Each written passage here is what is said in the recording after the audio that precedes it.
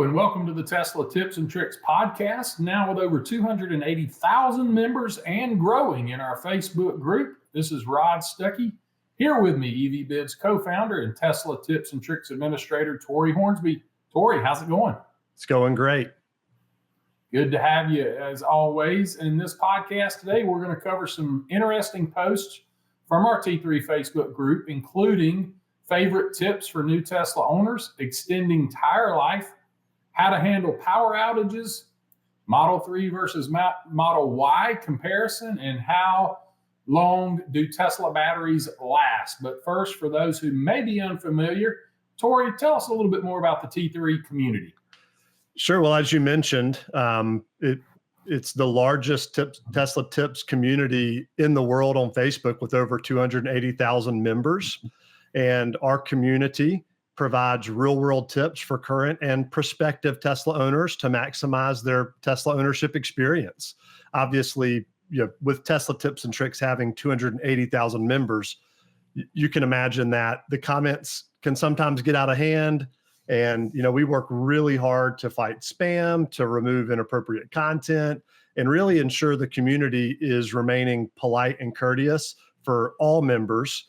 I do also want to mention that if you're in the market to sell or to buy a clean Tesla, man, go to www.teslatipsandtricks.com. Check out our T3 marketplace.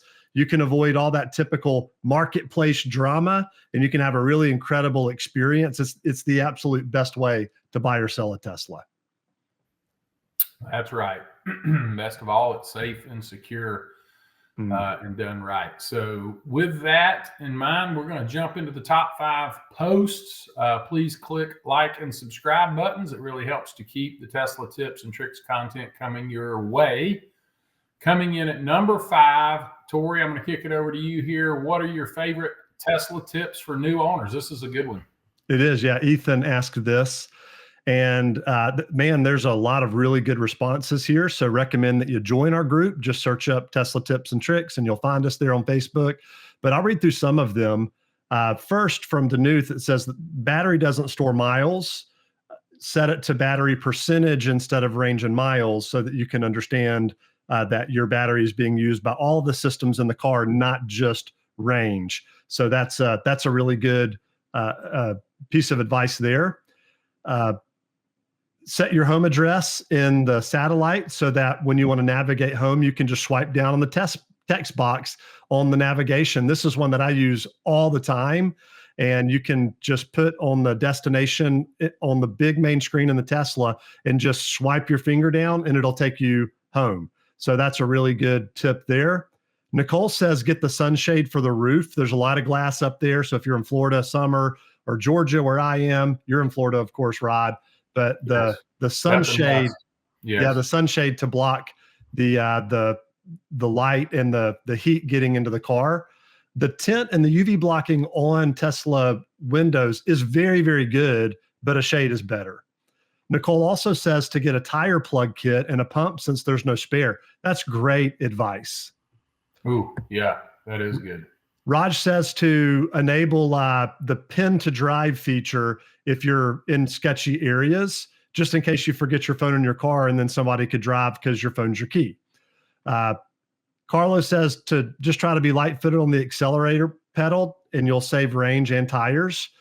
And this one is funny because most people who buy a Tesla, some people buy it because they want to be, price conscious and the efficiency of it. But a lot of people buy them because of that instant torque, and that's hard to do in a Tesla. Sometimes you just want to, put it to the floor. Yeah. And, let it eat. It feels good to rip it a little bit. Brad says charge as low as you can daily for good battery health. And I want to explain this one. When you charge your battery, there is ABC, and I'm surprised nobody has said that yet. It means always be charging. Could actually be better said to always be connected to the charger, ABC. But you want to charge to as close to 50% as you can with what you normally drive. I typically charge to 65% every single time I park my Tesla in the driveway. I plug it in and it's going to charge to 65%. That's still healthy. It gives me plenty of range. I'm comfortable with that. But charging to 80 and waiting for it to go down to less than 20, you don't have to do that.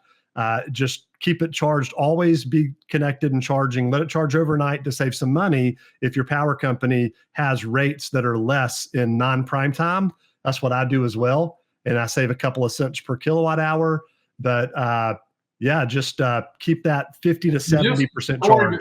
To clarify on that, shouldn't you, since we're not talking about a specific year, make, model, shouldn't that the asterisk be there to charge to what your car is recommending you charge to? Because my Model X says charge to 80%, and so I'm going to do what the Tesla engineers are telling me to do for optimal battery health. Doesn't, with all the software updates, the car tells you what the optimum charge to every night it should be? That's a good point. I will say one thing though, that you have to be careful with, why do you say that your car is telling you to charge to 80%? Because there's a range that shows 60 to 80% daily? Or does your app say you should charge to 80%? It says 80%. And so what I would tell people to do in the Tesla app, I'll show this here, is if you go to charge stats or charging, down at the bottom, you will have a charging tips section. And so when I look at my charging tips, it says on day to day, it actually says, I'll read this. We recommend leaving your vehicle plugged in when not in use to help maintain your battery's optimal level of charge. And then it says to maximize your battery's lifespan, charge at home for daily trips, reserve supercharging for longer trips when you need faster charging speed. And then it goes to another one that talks about navigation. But when I pull up charging on my screen and I go to charging when I'm plugged in, it shows me a daily range, and there's a low side of the daily range of 60% or 50%, and there's a high side to 80%. But what I know from doing the research is it shows that range and you can go up to 80%, but it's better to be closer to 50% overall. So just be mindful of that range that could be there in your app.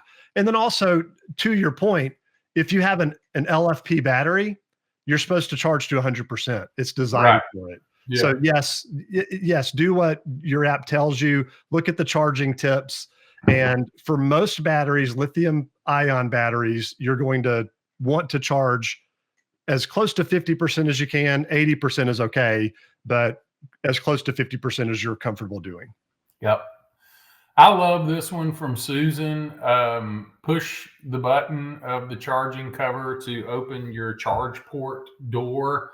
I know this seems like such common sense to experienced people, but when I first got my car and I would go to the screen to open the charge port, and then when I would get out of the car, the charge port is open. And I think that was an ice, maybe I don't know, maybe I was flashing back to my mom's old Nissan 300ZX where I had to flip the lever and open the gas nozzle door, Yeah. But if you always opened your charge port from your screen in the car, you would never know how much easier it is to push the button on the charging cover. And by the way, that works at superchargers and on your home charger too. So yeah, there's a button on the charger. On the end of the cable, you press it and it opens the door. That's good. Sarah says buy the rim protectors and wrap the car to protect the paint.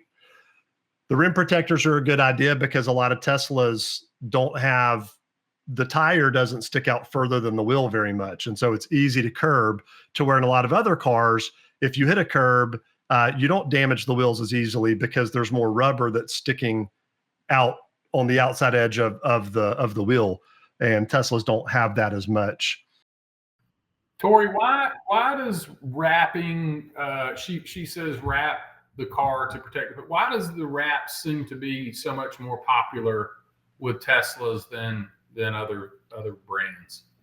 Well, I think a couple of reasons, but the primary reason is it's not the quality of the paint. And some people say that it's the quality of the paint. No, it's cheap paint and it chips. If you look at the front of a Tesla compared to another vehicle, other vehicles have a lot of plastic and chrome and grills because they have radiators, and they They don't have just a big front painted surface like a Tesla does, because it's got the little area for AC and battery cooling, for the little section at the bottom to get a little air there for when it needs it. But it doesn't have a big radiator, therefore there's no grill. It's just all painted. So therefore there's more paint for it for bugs and for rocks and for other things to hit as you're driving down the road. So you tend to get more paint chips. I've just not experienced that it's a cheaper paint, but so that's another good reason. Then another thing too is, I'm used to a truck, and in a truck, you're a little higher off the ground. You never get, in a lot of SUVs and trucks, you don't get as much debris or rock chips because you're higher off the ground. Teslas tend to be a little lower to the ground, and we'll talk about that low ride height in a minute. But I think that's two reasons why they tend to get a little bit more damage on the front end, and why people want to do the paint protection film. Yeah. Yep. And then just a couple of more is home chargers a must. I totally agree with that. The home charger allows you to essentially have a full tank of gas every time you leave the house. And it's so awesome to be able to always have plenty of range to go drive around town, never have to stop at a gas station. Jim says, drive it like you stole it. I love that.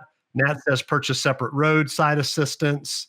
Chris mentions, if you go through a drive-through car wash, know that you need to put it in car wash mode. You go to service and then on your screen, and then kick it into car wash mode, or use your voice prompt to put it in car wash mode. But that's something a little bit unique that you're not used to in an ICE vehicle. It's basically the same as putting your ICE vehicle in neutral, but it is a little bit different and can be a little bit hectic when you're pulling up and the attendant is telling you to pull forward and you're trying to go to your screen and turn that on. So then you got to hit the brake, and then car wash mode is great. Just a couple of more here and we'll be done with this question. But Dustin says, hey, read the manual. I think that's a good tip, but we're here to help, of course. So you can post your questions in our group if you have questions. Tim, I love this one. Don't worry about the battery running out, and just drive it like a gas car. When the battery gets low, fill it up. And when you're going somewhere, you put your address and navigation. If you need to stop at a supercharger, it will route you there. And then Mark says, keep the Sentry mode on just for the video recording for protection. And then Vaughn, a last one here. This one is practical, especially on the stalkless Teslas like you have, Rod. Know how to turn on the windshield wipers before you need them. Yes. That's good advice. Yes. Yep. So that's it. All right. That's and there's so many more, and that's why if you're not already a member of the Tesla Tips and Tricks Facebook group, go join it. Every single day there's 30 to 40 new posts with really good information. You really never stop learning. So moving on to this next post, number 4, I've only got 12,000 miles out of my Michelin tires. Is that normal? Exclamation point. I know they go through tires quick, but this seems crazy. The tire guy told me 12 to 20,000 miles is normal for Teslas. What is everyone's experience with tires? I do put a lot of miles with road trips and long commute to work each day, but this is going to mean new tires every 6 months for me. Any tips? I know I need to rotate them often. Well, in Teslas, you can't rotate them if they're staggered. So that's one thing that you should know. But explain that real quick, Tori. That's if they're staggered. That's a Model S. What else? Model X has staggered wheels, and basically the rear wheels are wider. They're bigger than the front wheels, and so you can't switch them. So you can switch them from one side to the other, but that doesn't really help, especially in the rear, because of the way that they wear, and what we'll show a second with negative camber in the suspension. But I do want to point out here that it's a tough question to answer with his specifically about the 12,000 miles or 12 to 20, because it depends on the tire that you get. If you're getting a tire that's a softer compound that's made for traction and racing and gripping the road, the warranty on that tire, the rated warranty might be 35,000 miles. And yeah, if you get 20 out of that, that could be kind of normal, but you definitely get more than 12, or you can. But the primary cause of the wear, as you can see on his tires, the tread is low, it has been used, but you can see how the inside of that tire on the left side, or in this bigger picture, the side that's closer to the camera, is worn out. That would have been what's on the inside. And I know that to be true because Teslas have negative camber. Most of them do. A lot of them do. And here's what negative camber is. It's when the outside of the tire sticks out further than the inside. So you're riding like this. You're riding on the inside edge of that tire. And what's good for battery life is keeping your pressure and your PSI. So that'll help with overall battery life. Rotating your tires, the one when you can will, and then not being aggressive on the gas will save a lot of tire life, but none of that can fix the negative camber issue. And the reason that it's doing that is just the way that the suspension is set up. And the lower that you put your Tesla, for those that have adjustable suspensions, the lower that you set it, it's an independent rear suspension. And the lower that you go, the more it does that. And the higher that you go, the more it straightens out. But they always tend to have a negative camber. And what causes that negative camber, you can see here's a picture of I don't know what model this is. I just found this. Oh, it's a X. It's a P9ED Model X. Aha. Well, that explains the negative camber. Yep. So you can see there's a lot of tread left on the outside of the tire, but when you're hitting the gas, he's got a performance model. So when he's stomping on the gas, which causes the suspension to lower even more because you're getting on it, you're transferring weight, then it's going on the inside edge even more. And now when you've got a performance model, especially, and you're putting 600, 700, 800, 1,000 horsepower to, instead of this much tire, you're putting it on really this much tire, it chews it up. And so there's a fix for this. And it's our friends over at Intuitive. Now, there are some cheap eBay ones, and I'll tell you, I've tried it. I've tried the cheap eBay one, and it bit me because I'll show you here in just a second. So I'll come back to that. We're going to go to the camber and toe arms for model S and X. You can see it's for 3 and Y here, but I'm just going to go to S and X because we were looking at the Model X. So if we look at the camber arms for a Model S or X, what this does is it makes the arm that is on the top connected to the top of the wheel axle or the wheel assembly, it makes it adjustable so that you can straighten out the wheel and make it parallel to the ground at your normal ride height. And therefore you can save tires and spend a little bit of money on the better stuff, because there's a picture that they had right here that shows this cheap bushing being ripped out. Man, I got burned by this. I found some on eBay and I put them on, and they actually ended up, the wheel moved and was actually rubbing into the inner fender well of my area. Wheel well. Wheel well. Thank you. That's what I was looking for, my wheel well. And it was because these rubber grommets on both sides were just too soft. And essentially, after I installed them and put a few hundred miles on them, I could move the wheel a little bit. It was so weak. So the Intuitive brand is much better at their settings. They actually have measurements on them that are much easier to see. You can kind of see the numbers on this image right here. And they're better quality, and they're polyurethane bushings that are made for the electric vehicle horsepower and torque that we have. So go to Intuitive. These guys are awesome. They have the best products for this. And you look and you go, man, that's $600, $800. That's really, that's kind of pricey. But you know what's pricey is it's even pricier to only get 6,000 miles out of your tires, or 12,000 miles. So this is the difference between getting normal wear out of a tire, depending on your driving pattern and your driving habits. If you floor it all the time, accelerate, you're going to chew rubber up more frequently.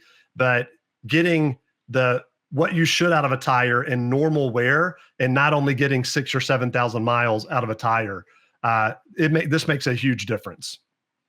For our new listeners, Tori's a former drag racer, still drag racer mechanic, and I am very much a OEM, keep it kind of sort of stock. I don't like putting aftermarket stuff on my brand new vehicle, and so I wrestle with the aftermarket camber arms on my Model X, and that brings me to some of these other comments. We already talked about tire pressure, but being sure that you have a proper alignment is a big thing. Some other comments, Dave talks about the suspension setting, and you may not want to keep it in the lower ride height. Maybe try the medium ride height, or either the higher. Tori, can the higher ride height setting in your suspension actually reduce that camber situation some? It does help, but it typically doesn't remove the problem all the way. Because you're still going to squat when you get on the gas. It's still a little negative. Yeah. And you can't drive. If you could keep it in very high, it would be optimal. It doesn't look as good, but you also can't drive over 35 miles an hour in any mode above medium. So your ride heights are very low, medium, high, very high. Very high and high are only available below 35 miles an hour. Very high might even be limited to 5 miles an hour, I think, maybe. But yeah. I know for sure 35 miles an hour, if you go above that, it's going to lower to medium automatically. It won't let you do anything above that. And medium on my Model X still had negative camber. Yeah. And then, it's kind of interesting. Rick here says 65,000 miles on my OEM Michelin's. My commute is 160 miles round trip, about 70% freeway at 80 plus miles an hour, and 30% country twisties. I rotate every 6,000 miles, check alignment every 1 to 2 years, and drive in chill mode 99% of the time. Hand cook ion EVOs are looking like they'll get me in about the same. Now, I'm assuming he's not in a Model X, though, Tori. He's saying he rotates every. I think I know my 2018 Model X. It was bad. I mean, it was cooking the inside of the rear tires. It was pretty frustrating. So it was showing tread.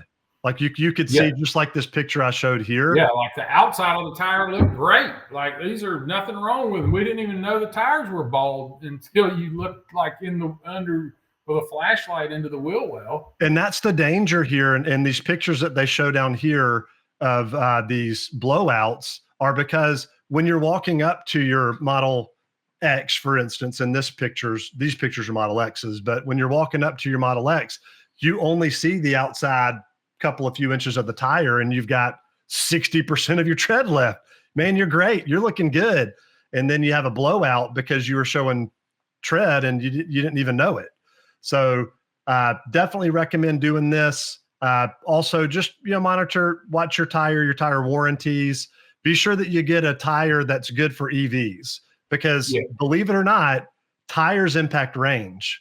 And they can make a big difference on range. So do some research, ask the group what they have experienced. And then, take advantage of these control arms at Intuitive if you want to. Their website is N2 and itive, N2itive.me. So that's Intuitive. Robert here says cambered wheels and heavy, powerful car equals bald inner parts of tires. And I hate to agree with Robert, but to some extent, that is 12,000 miles is not enough. There's something off there, but well, he's probably driving aggressive. And a lot of these people who were saying that's not normal, they're in a 2021 Model 3 that doesn't have this issue. Right. Yeah. Exactly. So you just if you're having this issue on the rear, it's because of that negative camber, and there's not any adjustment for camber in the rear. If you're having the problem in the front, completely different story. There's all of the alignment adjustments in the front of a Tesla, no big deal. But if you're having it in the rear, it's the negative camber issue. Yeah, Jed says my Michelin Pilot Sport all season fours. I like that he's giving which model Michelin's he has. Yeah. Because to your point, Tori, if it's a high performance sport Soft compound. soft compound tire, it's going to wear out so much faster. So it might be worth looking into these Michelin Pilot Sport all season fours. Jed says he's got 40,000 miles on them on his Model Y Performance, still with plenty of tread to last through the summer.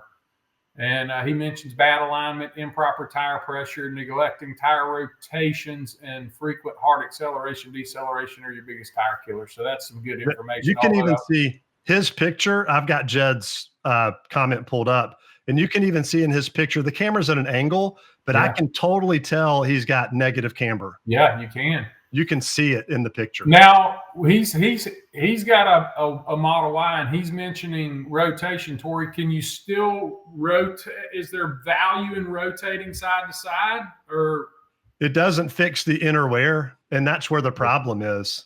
Yeah. So is there some value? Yeah, but not enough where you would notice it, because the inside edge is going to wear out in 12,000 miles. It's still going to be the inside edge when you put it on the other side.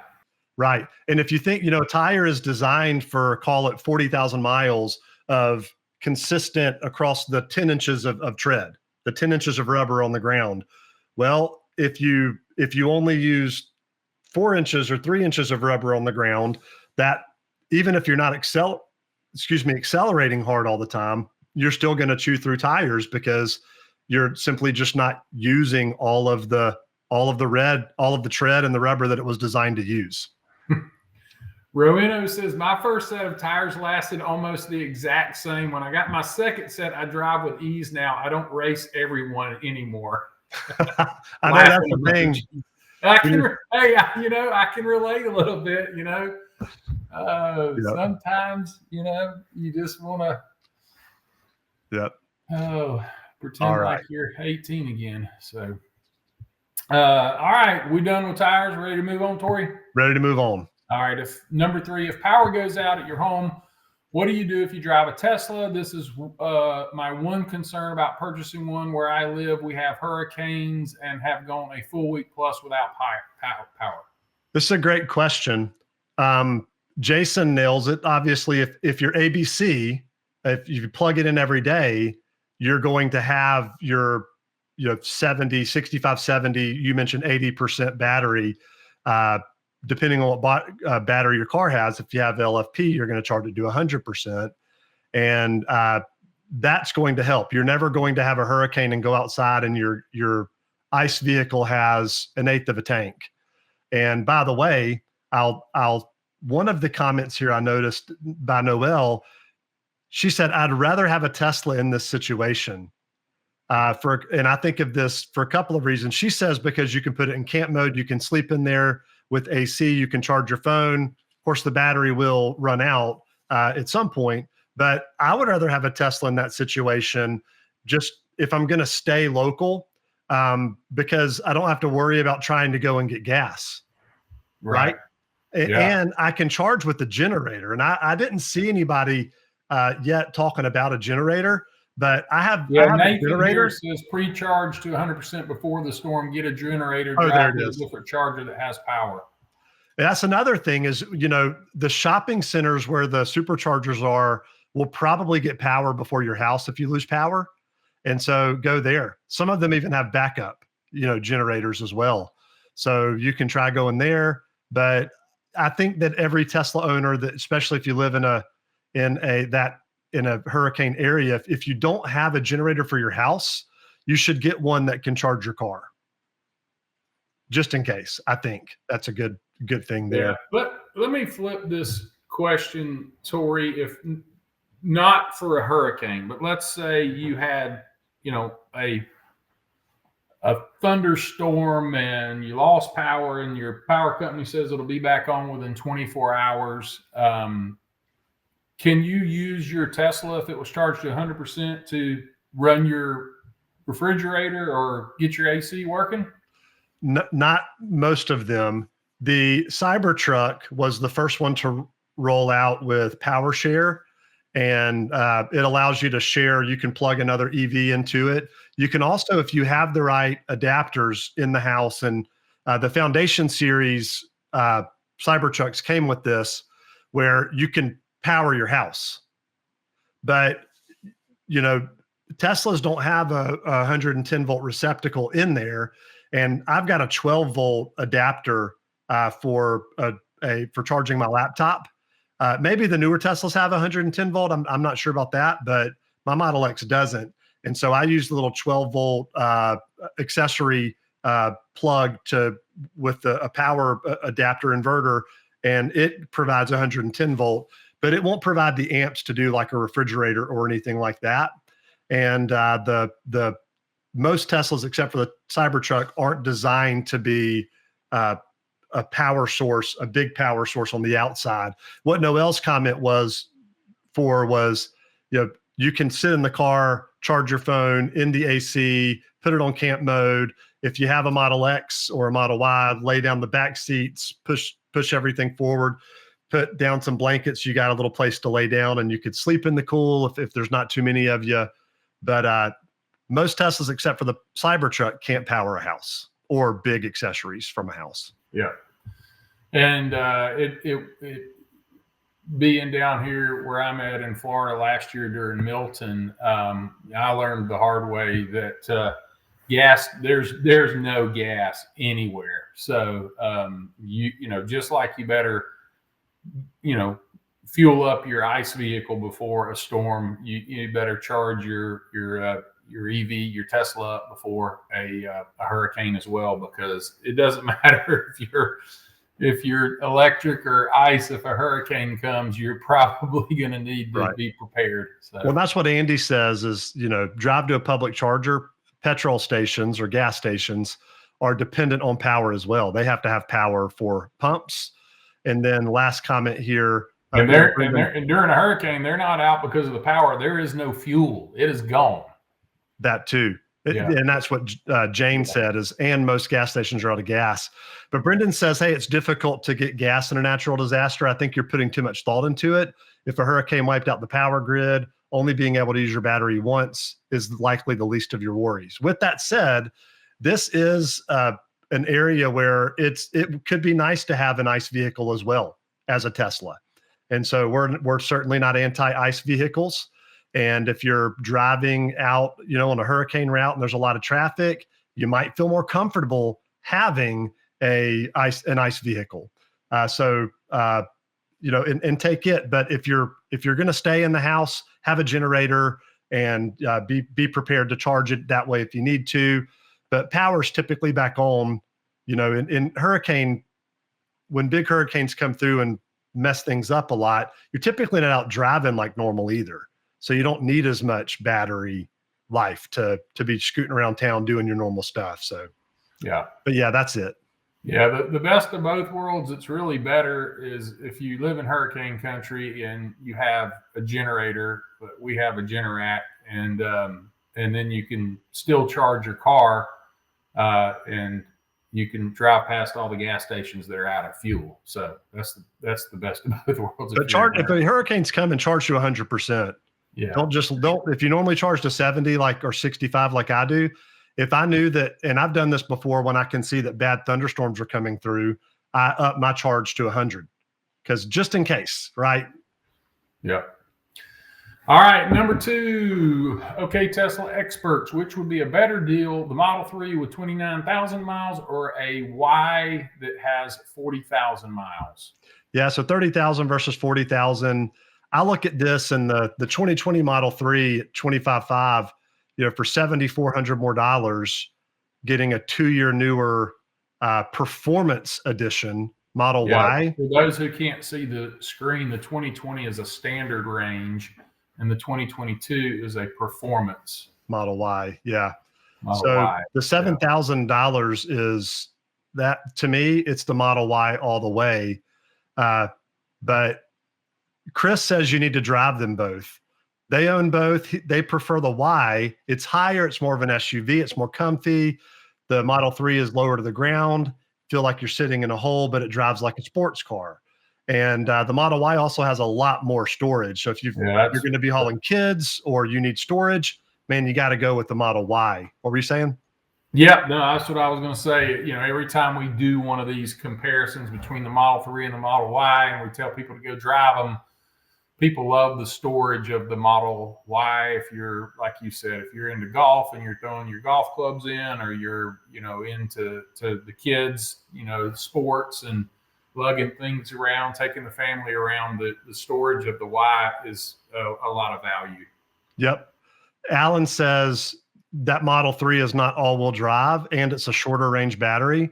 The Model Y is a performance. It's longer range. It's way faster, and it's all-wheel drive. Also, the obvious benefits are more headroom, power hatch, 2 years newer, etc. I love what Alan said here. David says, just on that note of driving both of them, you can go and test drive each one at a Tesla dealership, but you can also get used ones from Turo. They do car rentals from individuals, and there are people with Teslas who rent their cars. So check out Turo.com, drive each, see which one you like. Model 3 feels more sporty, drives agile. Model Y, although in this case, the Model Y is going to feel a lot more aggressive because it's a performance edition, not a standard range. So in this case, all signs point to the Model Y, but go drive both, see which one you like.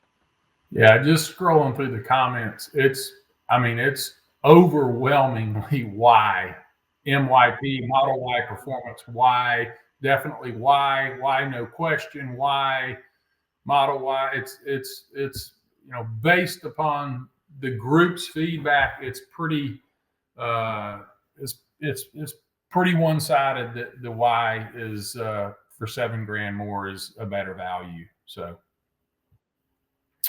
all right. Lastly, thinking about buying a new Tesla, one of my biggest concerns is how long the car will last before having to shove out $15,000 for a new battery. I'm also worried about the resale value down the line because customers will know they will have to purchase a new battery soon. We love talking about this one, Tori. We do. And I'm going to combine this with Alex asked another question a few days later. How many years can you expect to own a Tesla if you bought it new? The question is a little funny. How many years can you expect to own it? Not how long does it last, but can you expect to own it? Which is a little bit of a fun question. One of the answers down there was, well, if you bought it at 16 and sold it when you were, 86, you could own it for 70 years. You could expect to own it for 70. So I thought that was funny. Obviously, what he means here is, how is it like a normal ICE vehicle? And that's the thing is, I believe it's better than a normal ICE vehicle in many different ways. So a lot of the comments that you find on this before we jump into charge cycles, which we're going to cover here, is just about don't worry about the battery or the drive unit. You're not going to have to dish out $15,000 for a battery. There's an 8-year, 100 or 120,000 mile warranty on the battery. You're not going to have to buy one.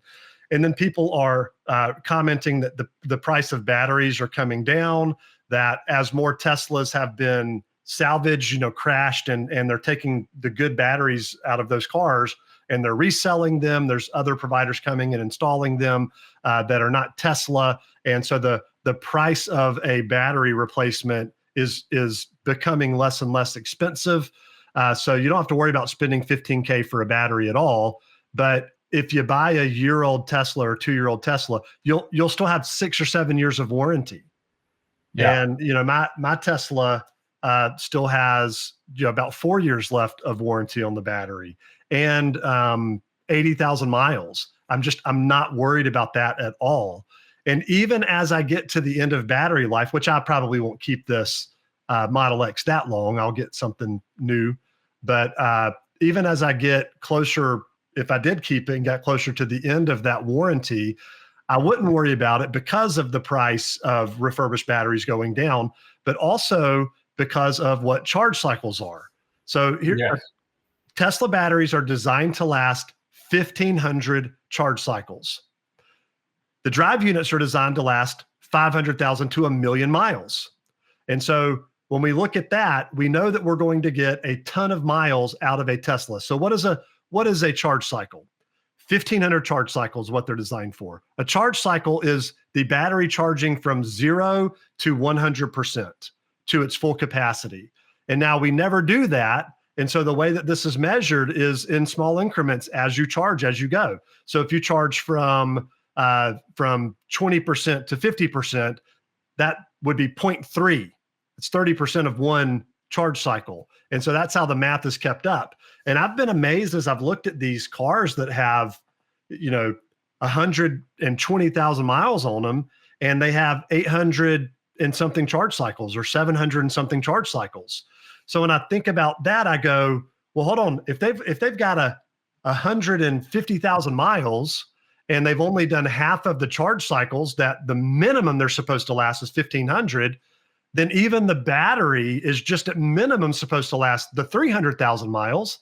So a lot of people who are looking at Teslas get caught up in worrying about the cost of replacing a battery when there's an 8-year warranty and when they're designed to last 1,500 charge cycles, which is 250 to 400,000 miles, depending on the range and the kilowatt hours of your battery. Yeah, I love the charge cycles statistic or benchmark, whatever you want to call it. We compare that to back in Tori and I, in our younger days, an ICE vehicle when we were like getting into cars and it was like you could get 100,000 miles out of an ICE vehicle before you knew it needed major repairs, be that an engine rebuild or a transmission or something like that. And so now, to your point, Tori, with 1,500 charge cycles times, let's say if it's 250 miles on average, that's 375,000 miles on that battery, and then the drive motor's 500,000 miles. So you're talking about 4 to 5 times more mileage compared to back in the day what an ICE vehicle would get before a major repair. Not to mention there's just a lot fewer parts on an electric vehicle than there are on an ICE vehicle. So, and another story that we tell a lot is, Tori and I have done a lot of, we've done a lot in the used Tesla space, and including, refurbishing batteries and replacing batteries. And it's hard.